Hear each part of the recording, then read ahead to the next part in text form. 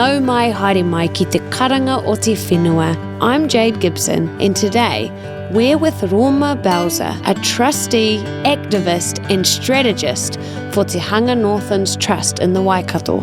Her story speaks to the transformation of a Māori land trust that was lying dormant, but through whanaungatanga, grit and commitment to a long-term vision, grew not only their whenua and its ability to be both healthy and profitable, but also the skills, relationships and leadership of their people. She arrived as a trustee without knowing what a trustee was. The land had been sitting idle for 16 years. The trust had done nothing, and the whānau on the trust hardly knew each other, or what was expected of them as trustees. She's been in the Waikato most of her adult life, working in the Māori women's movement for 50 years.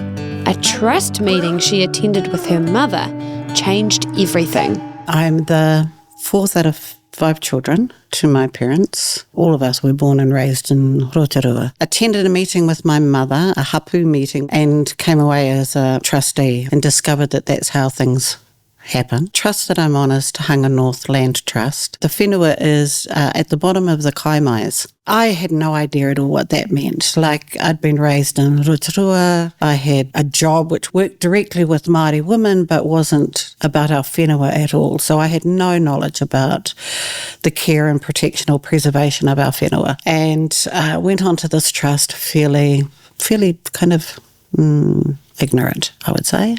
And then for the next 16 years, didn't do anything. We had a few meetings, maybe early in the piece, and then there was nothing for a very, very long time. What brought the trust back to life was a court case. An owner had taken the trust to court, but the land, as it turned out, was in better shape than everyone had feared. An owner had taken the trust to court. They were pleased to see that the money that had been generated off the whenua was still in the bank. So they didn't remove the existing trustees, but they put new trustees on as well. As well as that, they directed the trust to become an active trust and not a passive trust. And active meaning that we needed to work for the benefit of the owners. Before the trust could do anything for the land or the owners, the trustees had to figure out how to work with each other. That meant investing in time together outside of the general meeting. When we started to meet as a trust, first we had to develop a relationship with each other because we didn't know who each other was. And we were all, I think, to some extent quite sceptical and quite suspicious. But it interfered with our ability to make decisions. So nobody really wanted to kind of like put their neck out and say, oh, okay, well, I think we could do this. And being an active trust, we actually didn't even know what that meant. What we did know was that we had a significant amount of money in the bank that had been accrued over the years. So we created a charter, 5-year goals. We created an agreement on what we believed our role was as trustees. And initially it was the owners are our primary ones, but of course their whānau are part of the whakapapa to this whenua. So we had to include them. It couldn't just be the individuals, it had to be the whole group. Eventually what we decided to do was we were going to go away for a weekend. All of the trustees were going to go away and we were just going to get to know each other. We got an Airbnb and in a really, really nice environment, and we bought food that we thought everybody would love. We spent a few $100s and we just started talking about our vision and what led us to being in that room at that time and how many children we had, who we were connected to, what our whakapapa connections were. And I have to say it was the best decision we could have made because each one of us had a connection to each other in one way or another. And it made us visioning and us making decisions and that so much easier after that. And it didn't mean that we agreed with each other because we came from quite different backgrounds and ideologies and that.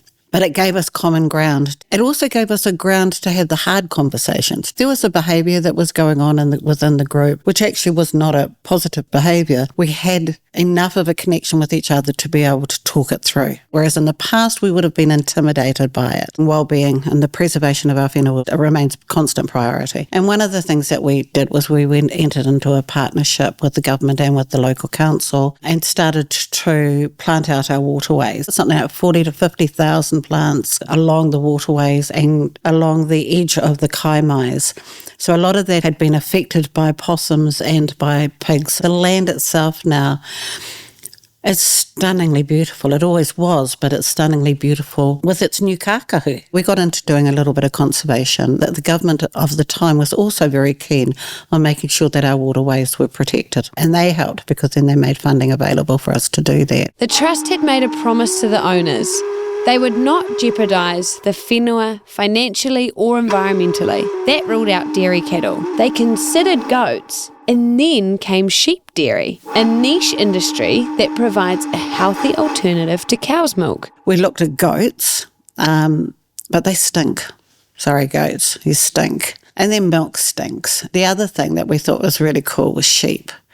So then we started an investigation into sheep dairy farming as an income earner. We bought about 400 sheep. We didn't know what we were doing. At the end of the day, that we didn't know what we were doing and we didn't know what we didn't know. And so the whole venture over a 2-year period actually went nowhere other than we were feeding 400 sheep and shearing them and docking them and, doing all of the animal care. But the actual venture of creating a sherry dip farm didn't go anywhere. And in part it happened because there wasn't the support internationally for the milk and there was no local market. My thing was that our people are unwell in many ways, and a lot of it is around the food that we eat and the food that we have access to. Sheep dairy milk appears to not create the same irritation in the skins. So there was a lot of reasons for going sheep dairy. There were lots and lots of positive reasons, but we didn't know enough about the production, the manufacture, the handling, the distribution at the time that we bought the sheep. And then the market kind of began to collapse internationally. Unfortunately, the sheep dairy dream didn't work out, but the trust had definitely learnt something from it. And they had the financial foundation to pivot, so they bought a farm in the Manaaki Ranges. The best thing for us to do at that stage then was sell the sheep on until we figured out what we were going to do. We had used a lot of the money that had been saved maybe about 2 or 3 years prior to that, buying a block of land which had come up, and that was an investment property for us. Owning the investment property meant that we could then approach the bank to look at buying a farm. And we went on a hunt for a farm. We couldn't find one in the Waikato that we could afford.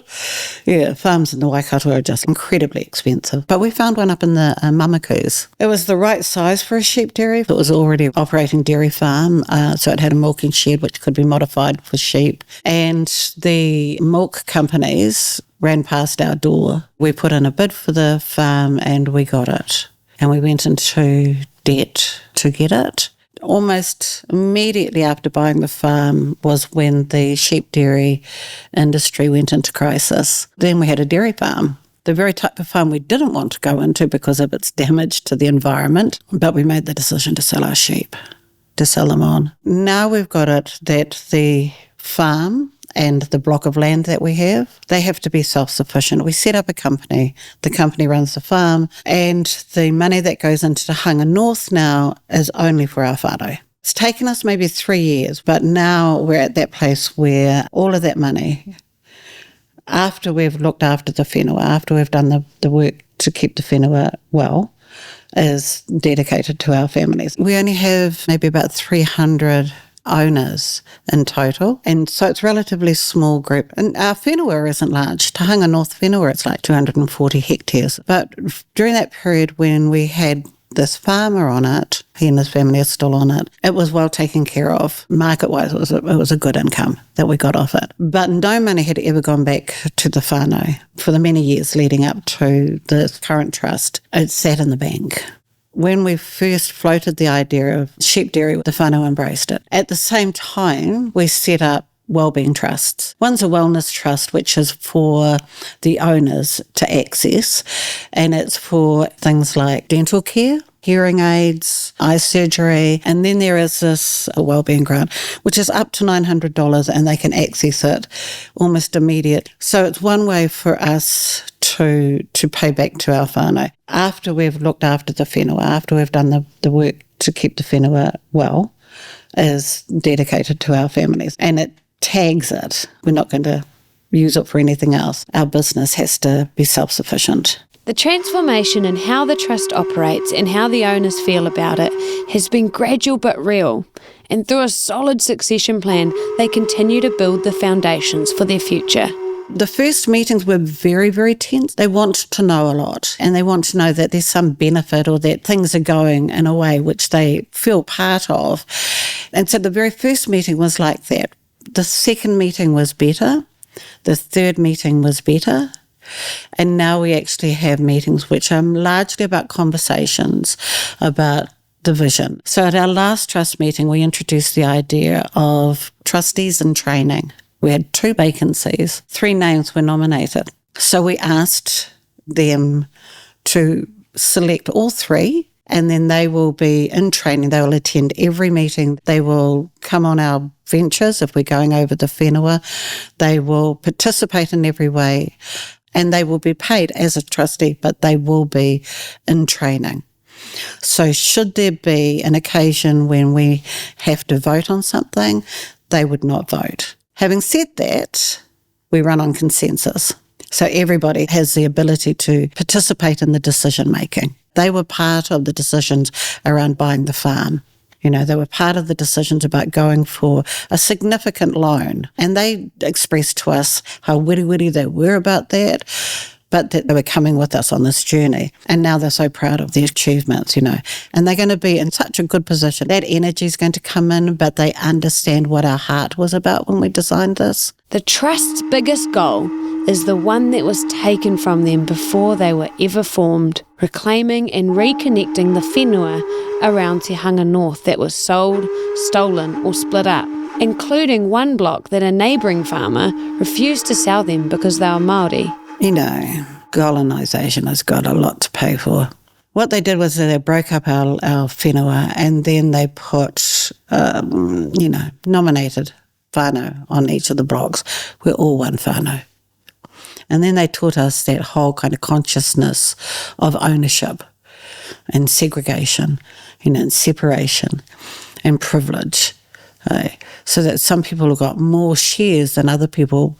We all belong to the same whenua. So one of the goals is to reclaim the whenua that got sold or stolen. That's around our whenua. Any of the whenua that comes up that is currently owned by people that aren't of our hapu, we will attempt to buy. We did attempt to buy one block which borders our whenua, and the farmer didn't want to sell it to us because we're brown. Yeah. And that Māori Land Court managed to cut this wedge between our whenua and sell it off to Pākehās. One family member was able to sell it off. It should never have happened. It was part of the collective land. So we tried to buy that whenua back, and the owner of that whenua put the price up way outside. It's just this like strip of land. Has nothing on it other than it was whenua. Put it up way beyond our ability to purchase it. But then the farmer that did purchase it for a price which was way too high then decided to sell his whole block. And we thought, we'll put in a bid for it would be able to figure out. He wouldn't sell it to us because we were brown either. He actively blocked us from being able to buy that whenua, connecting our whenua up. The land around there is called Kirihika. We want to reconnect Kirihika together. And if our business enterprise provides us with the facility to be able to do that, that's what it's about. So increase the land size, increase the opportunities. So we haven't taken our eyes off that land. We're going to get it eventually. And it has all of the facilities that we need to set up a kāinga housing there. You learn a lot on the way. You learn not to trust certain people, and you learn that a handshake means something. You have that voice in your head which says, you can't trust these people, but you look in their eyes and you think, actually, I'm going to, because that's how I want to be, that's how I want to work. I want to work in a way which demonstrates trust to them, and I expect trust back. What's interesting is that each time we've done that, particularly around the farm and that, it has worked to our advantage, because it has demonstrated our generosity towards these people. And those are things that we're learning along the way. And it's the things that our young trustees are seeing as well. So that's nice.